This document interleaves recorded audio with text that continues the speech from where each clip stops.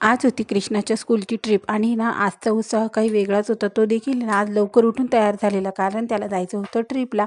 आणि इथे येऊन थोडासा उशीर झालेला पोहोचण्यासाठी आणि बरेच पॅरेंट्स इथे गेटजवळ उभे होते. आता मुलांपेक्षा पॅरेंट्सच जास्त उत्साही वाटत होते.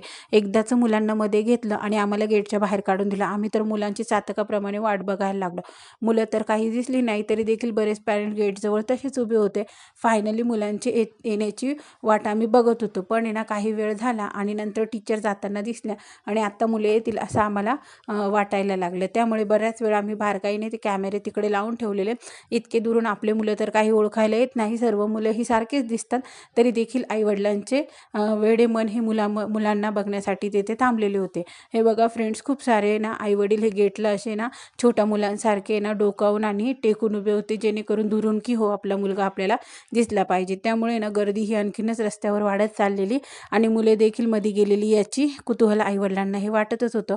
थोड्या वेळाने मुलांची तयारी वगैरे झाली आणि सर्वजण बसमध्ये बसून फायनली आम्हाला गेटमध्ये उंच अशा बसमध्ये मुले दिसली. त्यामध्ये आपलं कोणतं आणि दुसरं मुलगं कोणतं हे तर काही कळत नव्हतं, पण आम्ही सार्वजनिकच सर्वांना बाय बाय करत होतो. चला, आपलं नाही तर दुसऱ्याचं